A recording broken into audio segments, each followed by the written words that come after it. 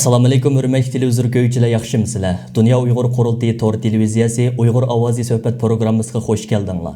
Men Hidoyat Musajon. Mushu vaqtinglar xayrlik bo'lsin. Hurmatli televizor ko'ruvchilar, Xitoyning Uyg'urlarga yurgizayotgan besim siyosati Amerika hukumati, Kanada va Gollandiya parlamentlari tomonidan birdek irqiy qirg'inchilik deb bekitilgan. Bir qism Yevropa davlatlari va Yevropa ittifoqi Xitoyning Uyg'urlarga qaratgan bostirish siyosatiga qarshi embargo e'lon qilgan bir mezgilda Xitoy tashqi ishlar ministri Wang Yining 25-martdan e'tiboran Turkiyaga qilgan 3 kunlik ziyorati kuchli diqqat qo'zg'adi. Turkiyadagi Sharq Turkiston ommaviy tashkilotlari Wang Yining ziyoratiga qarshi Anqara va Istanbulda keng ko'lamli namoyish va axborot e'lon qilish yig'ini o'tkazib, Xitoyning Uyg'urlarga qaratgan irqiy qirg'inchiligini qattiq ayiblash bilan birga Recep Tayyip Erdoğan hukumatidan Xitoyning Uyg'urlarga elib berayotgan irqiy qirg'inchiligini to'xtatishni keskin turda o'ttirib qo'yishni talab qilgan edi. Ondaqda Xitoy bilan G'arb dunyosi o'rtasida jiddiy to'qinish yuz berayotgan mushundaq murakkab bir vaziyat ostida Xitoy tashqi ishlar ministri Wang Yining Turkiyani ziyorat qilishining maqsadi va orqa ko'rinishi nima? Bu jihatda sizlarni tafsiliy tushunchaga ega qilish uchun Dunyo Uyg'ur Qurultiyining muavin raisi, Turkiyadagi Uyg'ur tadqiqot institutining mudiri, strategiya mutaxassisi doktor Erkin Akram apandini bugungi suhbatimizga alohida taklif qildik. Hurmatli doktor Erkin Akram apandim, bugungi programmamizga xush keldingiz. Hoş bulduk, rahmet. Hurmatli doktor Erkin Akram apandim, yuqorida ta'kidlab o'tganimdek, Xitoy bilan G'arb dunyosi o'rtasida jiddiy to'qinish yuz berayotgan mushundaq murakkab bir vaziyat ostida Xitoy tashqi ishlar ministri Wang Yining Turkiyani ziyorat qilishining maqsadi va orqa ko'rinishi nima? Siz bunga qanday qaraysiz? Oldi bilan ekranda ko'rinmalarga mushaqqat bir ma'lumot berib o'tgan bo'lsangiz. Birinchidan bu Xitoy bilan G'arb davlatlarining orasidagi bir xil siyosiy ideya, ideologiya, qimmat qarash degandek shu jihatda bir to'qnashuvlar boshladi. Buni Alaskada ichilgan ikki davlatning amaldorlar birlikda bo'lgan ko'rishishda buni ko'rib bo'ldi. Buni hamda xabarlarda jiq ko'ryapmiz. Xitoy bunga inkos bildiryapti va qattiq bir siyosatni ilib beryapti. Şununla bu G'arbla bu Şarq yani Xitoy deyli. Ularning arasındaki bu xil to'qnashuvlar, bu xil jidallar bir mezgil devam qilgandek ko'rinadi. Yani hemen tugaydigan bir ahvol yo'q. Shuningga Xitoymi o'zininki o'ziga yaqin bo'lgan davlatlarni, o'ziga yaqin bo'lgan sheriklarni, o'ziga yaqin bo'lgan ittifoqdosh davlatlarni tashkil qilib bir kuch shakllantirishga ehtiyoj tuyuladi. Shuningga bu da Wang Yiningki O'rta Sharq ziyorati bilan birlikda Turkiya nima ziyorat qilgan bo'ldi. Ya'ni bu yerdagi maqsad shu Amerikaningki va G'arbningki bismiga taqobil turish uchun o'zininki bir cepheni shakllantirish. Bu bir. Ikkinchisi Xitoyningki Ipak yo'li strategiyasi bor. Bunun köp dedik, bu nayda ehemmiyetli. Çünkü Xitoyning kelgusini belgilaydigan bir strategiya bu. Bunun eminleşişi Xitoyni kudretlik devlet yoki Cihangir devlet kılaverdi. Eğer de buni qilolmay qolsa, eminleştiremizse Xitoyning kelgusimi ma'lum bo'lmagan bir ahvol yaratadi. Shuningga bu İpek yolununki quruqluq tarafı yani iki yoldan vardı. Quruqluq yolda Türkiye vasıtasıyla onundaki Avrupa bazarı kırılıydı. Avrupa bile bir entegrasya yani Avrupa bazarı ile Xitoy bazarını bütünleştirgende ve bu İpek yolununki etraftaki devletlerinki bazarını birleştirgen çağda Xitoy dünyanın iktisadi ve ticari cihetten naide bir çok güç kazandı. O vaxtda da Amerika taqabül turuşda bir dəsmisi buludu ve bir güççü buludu. Şununla bu Türkiye şu quruqluqdaki İpek yolununki bir aşqışlıq bir rol oynaydı. Şununla Türkiye'nin yüzü Xitoy tarafdan buluşu muhakkak Xitoy için faydalı. Yani birisi hem de bu Uygur meselesi, Şarq Türkistan meselesi şu keyingi 20 yılın içinde xalqaravileşip ondan keyin Xitoyning u yerda yurgizayotgan zulm siyosetinin yaratgan bu neticeni hozir mana irqiy qirg'inchilik deb ism qo'yishga tirishadi. Tabirini ashunda berishga tirishadi. Eğer de bu tabir birilgan takdirde, ya ki bunu bilemizsima, insaniyetke karşı cinayet işledi disima, yani okşap kalıdı.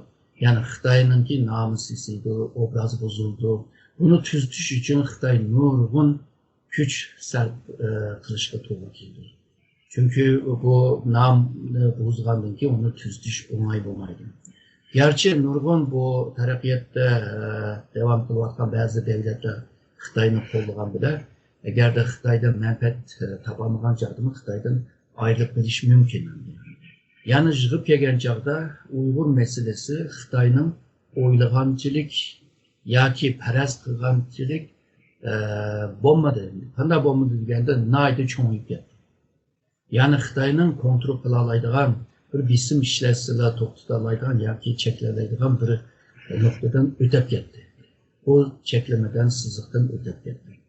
Shuningga bunda bir paytda Türkiye şu Uygur meselesi, Şarkı Türkistan meselesinde Xitay bilan birlikte bo'lalasa yoki Xitayga yardım qilsa, Xitay uchun bunayda cho'ng foyda. Ondan başka o iktisat, ticaret, rayon karakterlik, enerji meseleler degandek o nurgun meseleler var. Ama esasen şu üç sebepten tüpeyli Wang Yi Türkiye'ye bir ziyaret edip bakıldı. Ama bir yerde hem de Türkiye ceddindeydiğen olsak, Türkiye Xitay'dan teknoloji ekilişini isteydi. Çünkü Türkiye'nin iktisadı yaxşamaz. Meblağ silişini halaydı. Bundan keyin Türkiye G'arb devletler bilan bo'lgan munosabatning jiriklishidan tüpeyli, yani jeopolitik jihatdan Xitoy bilan yaxshi munosabat qurishni xohlaydi. Ondan keyin abay degan İpek yolu stratejisini Türkiye qo'llab kelgan. Çünkü Türkiye'ye bir faydası bo'lganligini bilgach keldi. Ama Xitoy bu yerda deydi ki, men bunchilikni san qilganligim sen Uygur ve nima meselede, Şarkı Türkistan meselesinde menimki ali menfaatimga hurmat qilish to'g'ri keldi deganima deydi. Deganda Türkiye biz yalnız bir Xitoy, yani bir Xitoy degan gap aslında 1971'de Amerika'nın mütehassisler ve siyasiyonlarını çıkaran bir ufkum. Ufkum yani Tayvan'a karşı Beijing'le tonuş bir Xitoy siyaseti. Türkiye'nin bir Xitoy siyaseti degani hamda Xitay merkezini tanıyımız, Xitay'ın bölgen rayonlarını ya da bölüvetken rayonunu biz tanımayımız, hürmet kılımız. Bu halkara kanunun kimi kısmı hamdi. Bunu deptiriyordu ama Türkiye Uygur ve Şarkı Türkistan meselesine kömey, ya ki ona yok kılıp Xitay'a bunda mesele yok, biz sizlerge kollayımız sizlerini, anda diyen bile bu mesele küçük gitti. Yani hem Türkiye'nin içinde bilsin var, halkırada mı Türkiye'ye bilsin var, Müslüman durup, soydaş durup, dindaş durup neymişkiye sahip çıkmaysa da bilsinler. Yani jığıp kelgen çağda Xitay'ın Türkiye'den Uygur meselesine bir halkıp bir çeklep ya ki bolsa bispe disimi basalaydıgan bir mesele. Türkiye ama bu meseleden kaçamaydı. Şununla Türkiye bunundakin Xitay bilan ciddi sözleşiş lazım. Yani Xitay hemen yağanda oldu, onun rast bo'lganligini delil ispatlar bilan onu toplaş şeklinde Xitayga sunish lazım.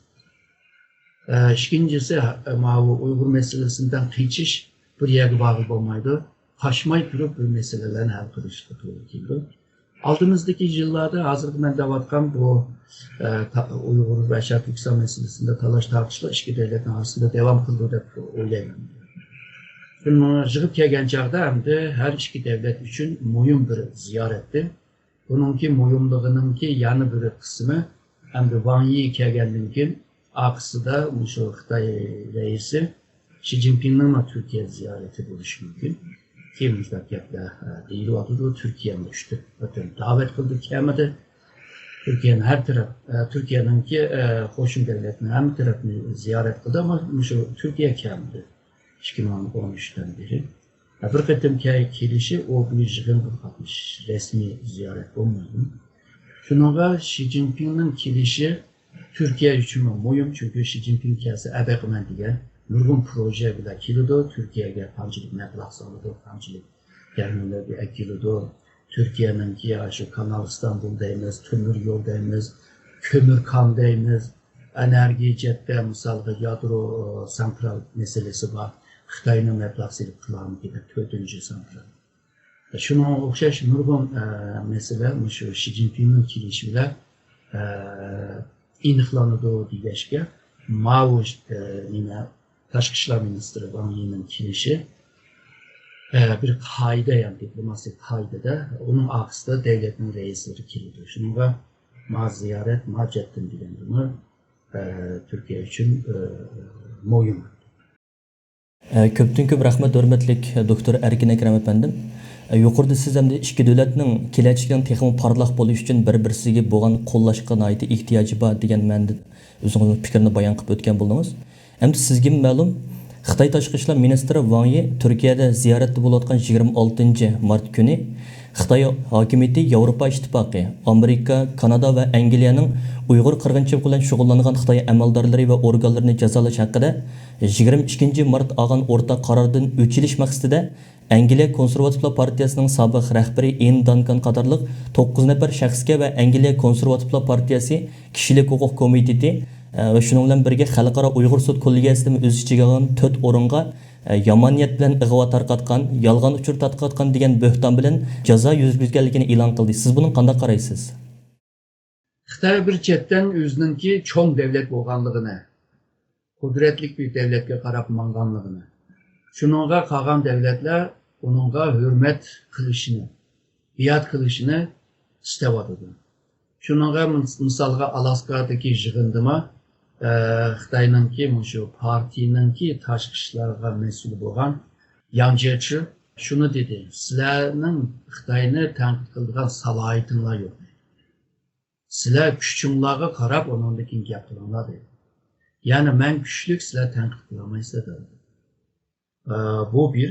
Shuningga shu kim Xitoyni tanqid qilsa, kim Xitoyni qarta embargo yurgizsa, Xitoymi o'xshash saviyada, o'xshash ma'lum nisbiy jihatda o'xshash bir şekilde karşılık veriş. Çünkü Xitoy kuchli davlat unda izlamaydi. Çünkü biz 120 yıl evvelki Xitoy emas davlatıdır. Ki 120 yıl evvel Xitoy emas yani Manchur imperiyası. O hazır onun Xitoy davlatıdır. Bu jihatdan bir göz qarash var. İkincisi Xitoy şu kinki şu 7-8 yıldan beri dünyanınki özgürlüğünü, bulupmu G'arb devletleri acizlayotganligini, Xitoy aksine tushunayotganligini gap turib muşta tushundirdi. Misalga Xi Jinping dünyani endi bunda tuz ko'zla qaraymiz, ya'ni yuqoriga qaraganda qarmaymiz endi dedi. Xi Jinping yaqin zamanda G'arb cho'kayotidi, Sharq yukselyotidi degan gaplarni davom. Bundan evvelme o'xshaydigan bir gaplarni deb kelgan. Xitoy tushishi degan gapmi shu Xitoyni 2049'ga borgan chog'da dunyoning eng qudratli davlatiga yuksaltmagan. Shu nuqtaga kelish. Yana Xitoy shuni deydi: G'arb cho'kib ketadi, ular tugishidi, baribir biz qolamiz, biz no'cholimiz. Shuningga bu g'arbliklar shuni bilsin, o'zini bilmay bir ambargo, yani bir cezalandırış degan narsani qilmasin bizga. Shuningga biz shu qarorlik bilan işte qarshi chiqamiz deydi. Üçüncüsü hamda Xitoy agarda G'arb davlatlariga, kuchli davlatlarga qarshi ambargo siyosetini ilib borolsa, aslında ba'zi davlatlar, ya'ni Xitoyning yonida turayotgan Müslüman devletler, Türkiye devletlerge bir köz düşme oldu. Qara, men Amerikaga qarshi chiqyapman. G'arbliklar qarshi chiqyapti. Men kuchli. Sizlar onunki yonida emas, mening yonimda turish lozimdi. Hamda bunda Amerikani G'arbni xohlamagan, demokrasiyani xohlamagan, inson haqlariga hurmat qilmagan ba'zi davlatlar buningdan xushal bo'ldi.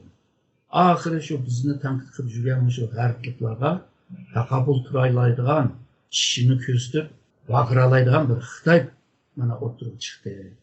Shuningga bu Xitoyni qo'llaymiz deydi. Ya'ni bu 3 sebepten tüpeyli Xitoy hozir şu qarshi ambargo siyosatini bir oldu.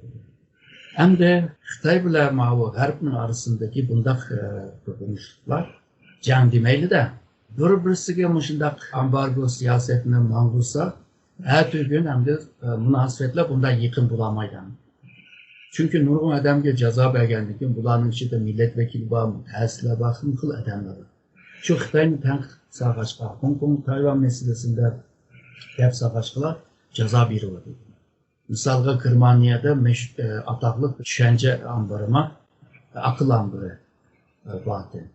Misalga onu tanqid onunla mı jazo berdi? Aslında onun içinde nurgun mutaxassislar Xitoy parast ya da Xitoyning haklı deb ko'rgan mutaxassislar bor. Demakchi o'g'lim Xitoy aslında bir tutash jazo beriladi. Ba'zi odamlarning ko'ngliga tegdi, shuning bilan Xitoydan yiroq turishga sabab bo'ldi. Agar da bunlar devam qilaversa, g'arbliklarningki neticede hamda bunday qilaversa neticede g'arbliklarning birligini qura oladi. Misalga NATO'ningki sekreteri Rasmussen dedi o, demokratiyalik devletlerinin birligini kurayı. Şu NATO'nunki şu şemsiye astıda, yani bu yağmurluk astıda, şunu kurayı da edin. Ondan keyin bulduğu çıkargan NATO'nun 2030 degan isimli hüccetima Xitoyning nishonga olgan. Yani bunundaki NATO'nunki nishonining birimi G'arb devletlerini tehdit kılgan Xitoyni aldık davadı. Ondaqda muşu etrafta G'arbliklar eğer de birleşip kalsa ki birleşişi biraz kıyındı çünkü keyingi yıllarda Avrupa, Amerika arası, Amerika, Kanada arası hemsinde biraz problem vardı, biraz çatak vardı. Xitoyning bu xil aksi ambargoları bu G'arbliklarni birleştirdiğin bir ahvol yaratib qo'yishi ihtimali çok. İkincisi bu Xitoy shunday qilaversa dünyadaki obrazı bozuldu. Dünyadaki inovativ obrazı bozulgan bir devlet kelgusinde ebey degandek 2049'da Cihangir devlet bulunan dese pek qiyin. Dünya eğer de gibin kırmızı seni düşünmese sen seninki muşundak lükçeklik bir şekilde karşı çıkmazsan neymi de senin yanında oturur. Kembag'al devletler hem de sana ihtiyaç bulgaçlar oktu davadıdır. Ya ki ideoloji cetten ya ki ideya cetten tümel karışıklar cetten bizim boşçular devletler belki senin yanında. Ama ola dünya emez. Dünyanın yanı bir tarafı muşur. Her yanı güçlü olur. Şununla bu Xitoyning ikincisi hem de Xitoyning yalnızlaşıp gelişime bir neticemdi.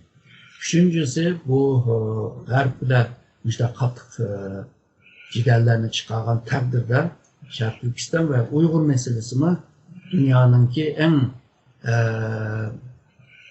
merkezdeki bir meseleye ayrılır ve bu Uygur Şarkı Türkistan meselesi yalnızla bir vaziyetinin yaratkan bir mesele emas. Şundakla şu mukumlaşkan bir meseleye ayrılır. Mukumlaşkan denkin ve bunun denkin hem de Xitoy degan eski Xitoy degan yaman Xitoy deganning inson haqlari o'rnatilmaydi demokratiyaga qarshi degan gapni deyish uchun cho'qim Uyg'urni misolga ilishga to'g'ri. Shuningga Uyg'ur Sharq Turkiston masalasi bundan keyin Sharq Turkiston Uyg'urlar bo'lsin, Sharq Turkistonliklar bo'lsin, ularning tarixi, ularningki turmushi, diniy e'tiqodi, urf-odat, kino, she'r, yozuvchi, yani butun sohada tadqiqotlar texnik ko'paydi. Ve 21. asırda Uygur'daki bir millet, ya ki Şarkı Türkistanlık bir milletle bunundaki dünyanınki en mühim bir noktası, en yüksek bir noktası da kilerleydiğen bir yere geldi. Şununla bu ularının arasındaki cidelinin yaratkan 3 netice muşla buluş mümkün. Köpten köp rahmat hörmetlik doktor Erkin Ekrem efendim. Siz mi yuqorida deb o'tib ketdingiz? Ya'ni bu ikki davlatning munosabati Uyg'ur masalasini bir chetga qayirib qo'yib turib yoki besib qo'yib turib munosabat o'tkazishni biroz tez deb. Siz deb o'tgandekmi, yani Turkiya Tashqi ishlar ministri Mevlut Çavuşoğlu 25 mart o'zining Twitter hisobida e'lon qilgan bayonida Uyg'ur masalasidagi tushuncha va talablarini Xitoyning munosabatli xodimlariga yetkazganligini aytgandi.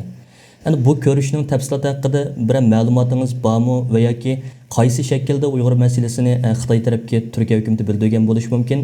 Endi Uyg'urlar masalasida butun g'arb dunyosi hozirgidek Xitoy bilan raqobatda ikki qutbga ayrilgan bugungi kunda yana Turkiyaning Uyg'urlar masalasida aniq va keskin pozitsiya bildirmay turaverishining asosli sabablari nima? Oxirida mushu haqida o'zingizning fikrlaringizni bir bayon qilib bergan bo'lsangiz. Hamda Turkiyaningki mushu Uyg'ur masalasida mushunda pasif turishiningki sababi avval yuqori degandek Xitoy bilan bo'layotgan bu munosabatlar va o'zininki g'arb emas mushu Xitoy bilan munosabatni tarafı qilish siyosati bilan munosabat. Ya'ni bu munosabatninki asosida yeni manfaat meselesi, yani iqtisod manfaat meselesi. Çünkü Xitoy bu Uyg'ur meselesinden norozi. Shuningga Turkiyaning bu chetda Xitoyga qarshi Uyg'ur huzurini o'ynamasın. Çünkü Xitoy Türkistan davası, Uyghur davasınınki ideoloji merkezinin Türkiye'de bo'lganligi ve Osmanlı'nınki ahırkı devirden itibaren bugünkü başına devam kılıvadıdı. Hem de Türkiye'de nurgun Türkistanlıklar yaşaydı. Hem de bu Türkistanlıklarını kollaydıgan nurgun bu Türk halkı var. Şununla bu Türkiye'ni eğer de çim tutmasak da evvelki ben diyen sebepten tüpeyle Türkistan meselesinin Türkiye'de güçlü gidiş, Türkiye halklarının arasında güçlü gidiş ve Müslüman devletlerinin arasında güçlü gidişini mahalımıyla şununla Türkiye'ni çim tutuşta doğru geliyor. Şununla Türkiye'de bir xil bisim işletkeşke Türkiye bu bisimden qechish yoki ishni cho'ngaytmaslik uchun Xitoyga degan gibi şu bir bizlarninki zemin bütünlüğü ilgili onlarga hürmet qilamiz. Xitoyni bo'ladigan har qanday bir faoliyatni bizmi qo'llamaymiz va qilgizmaymiz. Buni deb kelib, ondan keyin Uyg'ur xalqi agarda yaxshi yashasa, baxtli yashasa, bizmi xushal bo'lamiz. Muşunda bir siyasetine ilip bir oldu. Bence o Çavuşoğlu'ma muşu gaplarına diyen boz gerektir o yana. Çünkü hazırgıca tıkı hemen diyendek akademik şekilde, ciddi şekilde bazı dokulatlarına telya kılıp Xitay'ın koluğa bir iş lazım. Çünkü Türkiye virajlarını boğan Uygurlarının ki tutuluşu, ulanın türmege taşılışı, lagerde taşılışı, hatta Türkiye yani Burundi'de, Anatolia'daki Türk halkıma Türkistan bile çetişip başka nurgun başında tutulgan, solangan, ya ki Uygurlar bile toy kılan olsa, ulanın ki nimeleri, ayarları tutulup kalgan, işte ahvalları, ballarını tutulgan. Mesela Türkiye buna isim hem nimini biliyor. Muşuna bir iş lazım. Yani bu neyim kılık burada. Uygurlarını bunda bozay kılsam, ma cemiyetten kilovatkan inkazlarına ben kanda cevap verelim. Biz diyen sayılan bile hakimiyetki kilimislerdeki parti bir koşun buluyor. Zanlarını, bürgüstanlarını sayılap çiklapla kıldıran bir devlet demez. Şununla bu cemiyetin ki cemaat fikrini biz anlamsa bulmaydı da bunda geplerini mi deyiş lazım. Ondan keyin Xitoy Türkistanlıklar, Uyg'urlar hammasi terörist oldu. Onu uçuk deyish lazım. Terörist bo'lsa sifatini ber, ama sifatlik bo'lmagan Uyg'urlarni biz terörist deb qaramaymiz deb, shuni aniq deyish lazım. Eğer de sen yaxshi bakkan bo'lsang, mushu Turkiyaga mushunchalik bir Uyg'urlar ko'chib kelamdi. Bunu mu deyish lazım? Bularni hamda delil isbot bilan Xitoyga ko'rsatish lazım. Eğer de bunu qilamagan taqdirda Xitoy mı Türkiye'nin tomurunu tutuvağında, muşu Uygur meselesi aslında Xitoyning bir meselesi, hazır Türkiye'nin meselesiga aylandırıp, bir kozurga aylandırıp, Türkiye'ye bisim işittiğin bir kozurga aylandırıp. Şununla Türkiye eğer de yana şu Xitoy bilan yakınlaşsa, Xitoy mı onunki insaflık ve vicdani bulup, Uygurlarga yaxshi qaraydi degan bunda ko'z qarashlar Xitoyninki siyosiy madaniyatidir. Bu ishga yaramaydi. O Türk halkının gibi düşünce. Şununla Xitayning düşüncelerini yaxshi bilish lazım. Xitay bilan yakınlaşma degan Türkiye çokum Xitay hakkında nayda çonkur bilimi buluş lazım. Xitayning siyasi, iqtisadi, tarih, felsefe, turmuş felsefesinden örf-adetgacha hammani bilish lazım. Ondan keyin Xitay bilan yaxshi do'st bo'lmayman desam, do'st bo'la olasan. Bilgechkima yana Xitay bilan dushman bo'lsam, yana yaxshi dushman bo'la olasan. Ariyada degan yaxshi, yana Xitayga taqabul tuta oladigan bir davlatga aylansa. Shuningga Xitayni yaxshi bilmasa, mana hozir shu Xitay men degandek Uyghur meselesini vasıta kılınıp Türkiye'ye bir işi doğru. Şunun Türkiye bu meseleye ciddi karaş lazım. Bu meseleye karta şu akademik tetkikatlarla, raporlarla, doklatlarla Xitay'ın aldığı sunuş lazım. Ve üzerindeki göz karışı ve cemaat fikirlerini ve cemiyetin kelgen inkazlarını, öpücü partilerden kelgen inkazlarını hemen yığıp manadep Xitay'la köztüş lazım deb o'ylayman. Hürmetlik Doktor Erkin Ekrem efendim, yuqorida bergan qimmatlik ma'lumotlaringiz va alohida vaqt ajratib bugungi ziyoratimizni qabul qilganligingiz uchun ko'pdan-ko'p rahmat aytaman. Rahmat sizga. Men rahmat aytaman. Hürmetli televizor ko'ruvchilar, yuqorida Dunyo Uyg'ur qurultiyi to'r televiziyasi Uyg'ur ovozi suhbat programmasini diqqatingizga sundiq. Keyingi qitimliq programmamizda ko'rishgacha omon bo'lgaysizlar. Xayr xo'sh.